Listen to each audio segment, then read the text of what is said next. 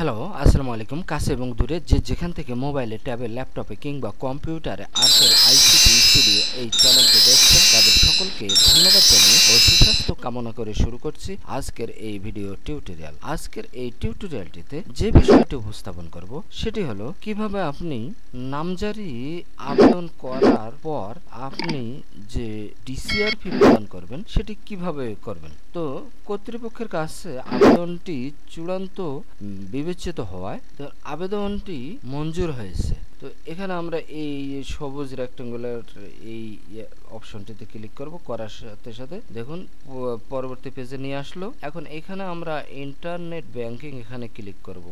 তো internet banking এ click করার পর অগ্রসর হন, এখানে ক্লিক করব। করার পর দেখুন এখানে দেওয়া রয়েছে উপায় এক পে, উপায়, নগদ এবং বিকাশ। তো আমি এই নগদের মাধ্যমে এই পেমেন্ট করব। তো পেমেন্টটি করার জন্য আমাদেরকে দেখুন নগদের একটি অ্যাপস দিয়ে দিয়েছে। এই এখানে মোবাইল নম্বরটি দিয়ে দিচ্ছি। তো মোবাইল নম্বরটি দেওয়ার পর আমরা প্রসিড এখানে ক্লিক করব। প্রসিডে ক্লিক করলাম। দেখুন প্রসিডে ক্লিক করার সাথে সাথে মোবাইলে একটি পিন কোড গিয়েছে। এই পিন কোডটি এখানে দিলাম। দেওয়ার পর এখানে আমরা প্রসিডে আবার ক্লিক করব। প্রসিডে ক্লিক করলাম। করার সাথে সাথে দেখুন পরবর্তী পেজে নিয়ে আসলো। এখানে বলা হচ্ছে পেমেন্ট রিসিপ্ট এবং আবেদন প্রিন্ট। তো যেহেতু আমরা পেমেন্টটি দিয়ে দিয়েছি, দেখুন ডিসিআর ফি দাখিল সংক্রান্ত তথ্য, আবেদন নম্বর এটি। তো আপনার আবেদন নম্বর এটা, আপনার ডিসিআর পেমেন্ট যাবতীয় তথ্য এখানে দেওয়া হয়েছে। এখন আমরা পেমেন্ট রিসিপ্ট এখানে আমরা ক্লিক করে এখন আমরা পেমেন্ট রিসিপ্ট অথবা আবেদন প্রিন্ট এখানকার যে কোনো একটিতে ক্লিক করব। তো আমি এখানে এইটিতে আমি পেমেন্ট রিসিপ্ট এখানে ক্লিক করতেছি। ক্লিক করার সাথে সাথে দেখুন পরবর্তী পেজে এসে দেখুন এখানে বলা আছে ডিসিআর ফি যে আমরা পেমেন্ট করেছি তার একটি রিসিপ্ট কপি চলে এসেছে। এটি আমরা প্রিন্ট করে নেব। দেখুন এখানে কর পরিশোধিত। তো ইতিপূর্বে আমরা যেটি দেখেছি সেটি হলো ডিসিআর ফি প্রদান করুন। আর এখন যেটি পেলাম সেটি হলো, তো আমরা পেমেন্ট রিসিপ্টটি নেওয়ার জন্য এখানে ক্লিক করব।